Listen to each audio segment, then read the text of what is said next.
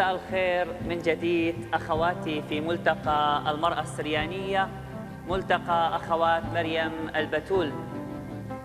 أكيداً هذا الملتقى اللي هو يمثل علامة فارقة في الحضور المسيحي في العراق والتزام النساء بالحضور والنشاطات والمحاضرات التي نحن نقيمها في هذا الملتقى. أكيداً اليوم نحن متواصلين بهذه المسيرة اللي هي مسيرة روحية، مسيرة إيمانية، مسيرة إنسانية، مسيرة مسيحية خالصة، إنه نحن نكون قدر المستطاع بإيماننا القوي نحافظ على هذا الإيمان ونجعل من عنده بذرة للآخرين.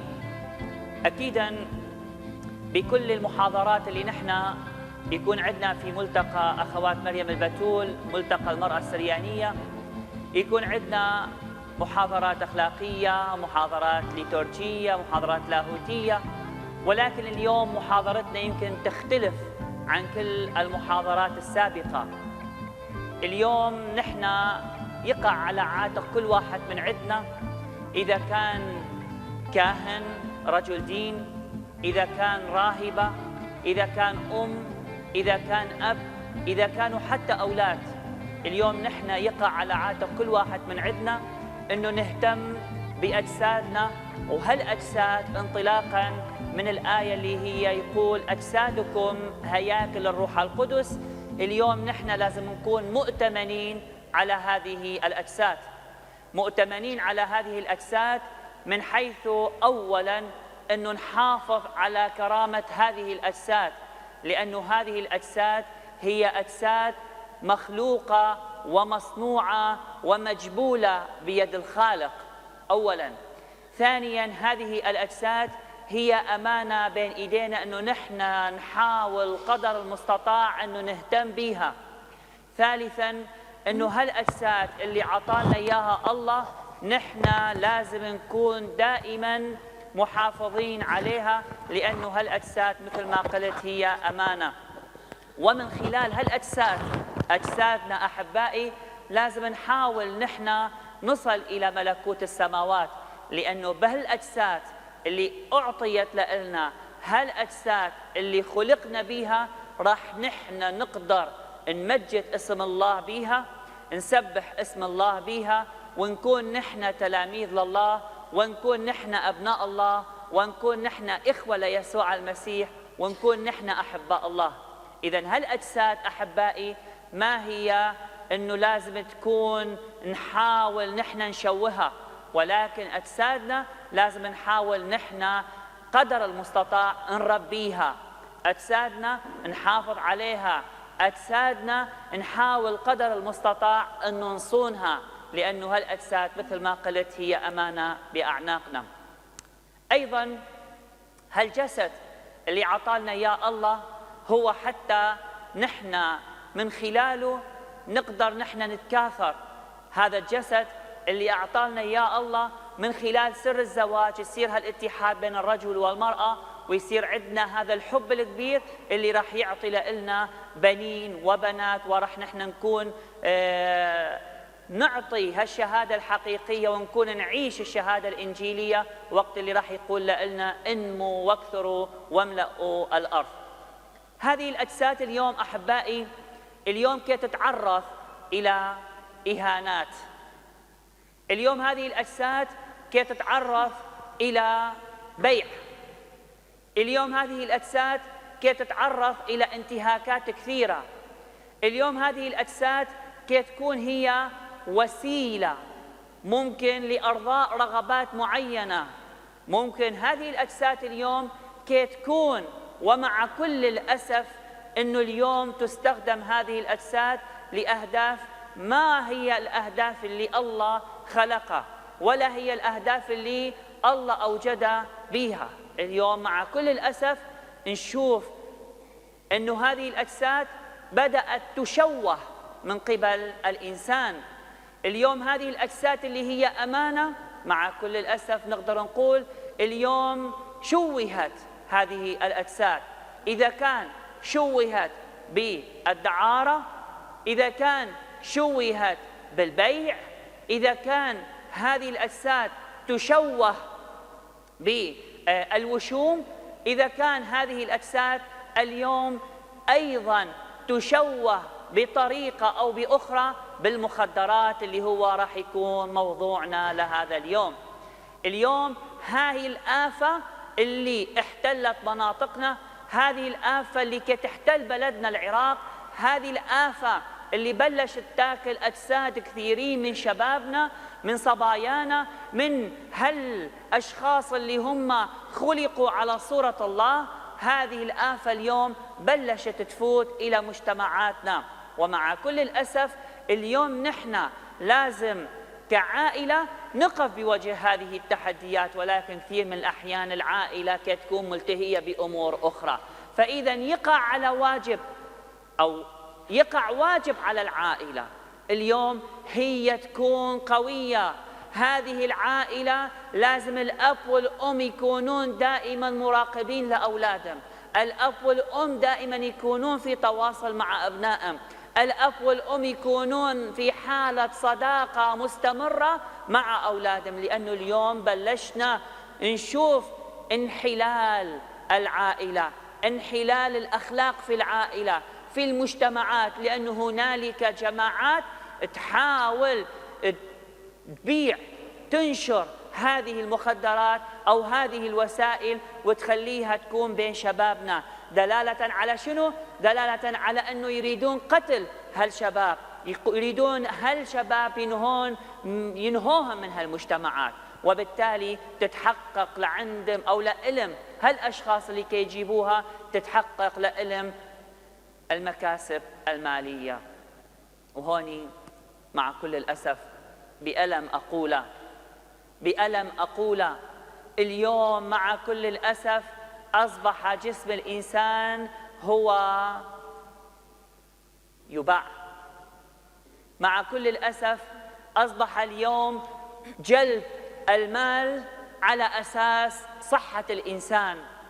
اليوم أصبح هذا الجسد اللي هو مسكن الروح القدس أصبح اليوم يتهالك، يتصارع مع هذه المخدرات أو مع هذه التشوهات اللي كتفوت على هالمجتمعات مالتنا.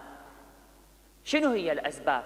الأسباب هي كثيرة أحبائي، الأسباب هي كثيرة، ويقع على عاتق كل واحد من عندكم أنه يعرف شنو هي الأسباب اللي تؤدي بابنه ببنته أنه هو يلتجئ إلى المخدرات.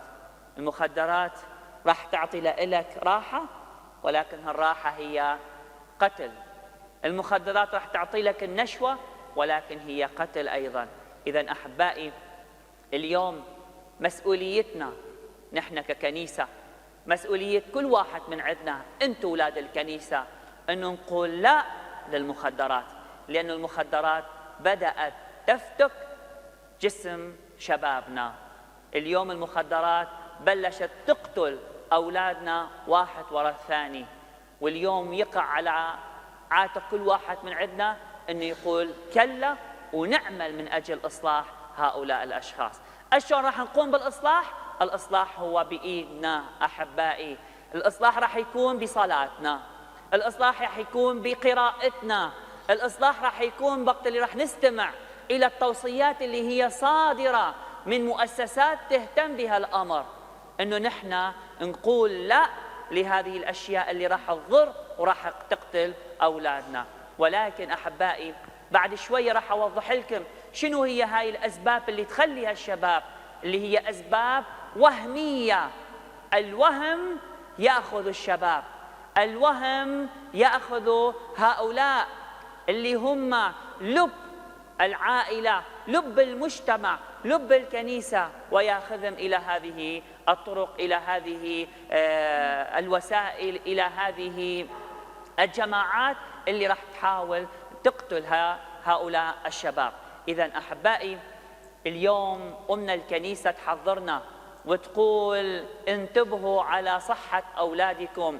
اليوم نحن إذا أردنا أن نكون مخلصين إذا أردنا نحن أن ننال ملكوت السماوات علينا أن نحافظ على النفس والجسد معا.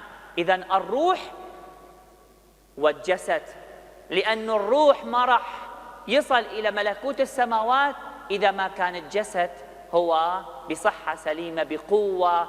ولكن أحبائي كثير من الأحيان نحاول نحن نضعف هذا الجسد، نحاول نحن نقتل هذا الجسد بوسيلة أو بأخرى.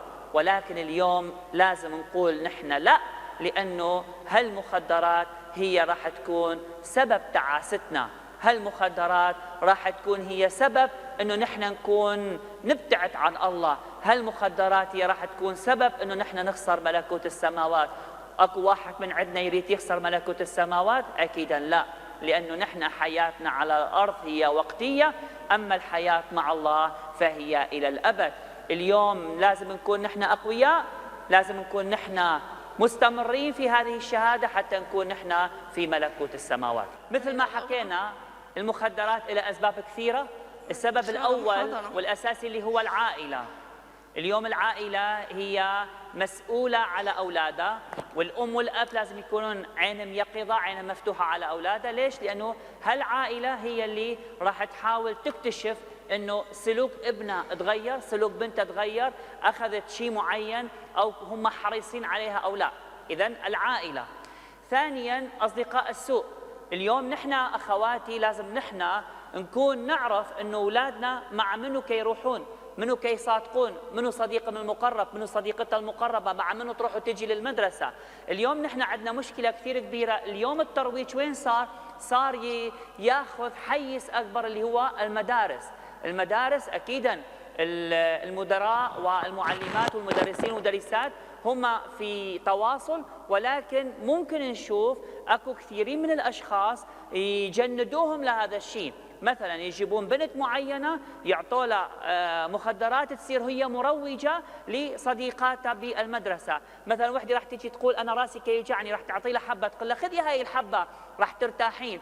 بعد شوية هاي البنت أخذت هاي الحبة ارتاحت ما أعرف شنو، بعد يوم يومين رجع نفس المرض نفس الشيء. راح ترجع هاي المرأة أو هاي البنت تروح عند صديقتها، تتذكرين أعطيتي لي حبة، أعطي لي حبة ثانية. وقت راح تروح لها راح تقول لها ما راح أعطيك إياها ببلاش اليوم، راح أعطيك إياها بفلوس.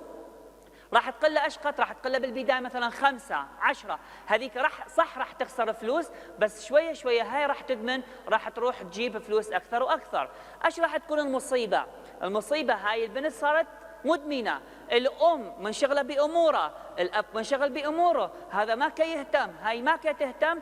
شافوا أنه هاي البنت ما أكو أحد يهتم بها، صارت هي كل يوم لازم تشتري حباية. إيش راح تعمل هاي البنت؟ راح تقوم أول شيء تبيع التراتشي مالتها، تبيع الصليب مالتها، تبيع الذهب مالتها، تبيع كل شيء. شوية شوية خلصت الفلوس، راحت فلوسها. بعد شوية ايش راح تعمل؟ راح تقوم تسرق من أهلها. هاي الحالات تصير، تسرق من أبوها منه إلى أن يحسون أهلها. بعدين من بعد ما يكون الفاس وقع بالراس، هاي البنت ايش صار بيها؟ صارت مدمنة. من بعد ما أدمنت هاي البنت، أبوها وأمها ما صاروا يقدرون عليها، لأنه هي صارت من البنت ممكن حالتها النفسية تعبانة، ممكن البنت صارت عصبية، ممكن البنت نزل مستواها العلمي، ممكن البنت صارت تعمل مشاكل كثيرة، ممكن البنت حتى تضطر أنه تبيع جسدها حتى تجيب فلوس، حتى تشتري المخدرات. ممكن البنت وقعت أشخاص آخرين ونحن نكون خسرنا هاي البنت، خسرنا هالأموال وخسرنا هالأب والأم. وبالتالي لازم نحن بس أي تصرف نشوفه من أولادنا من بناتنا نحن مباشرة ناخذها على عاتقنا بجدية.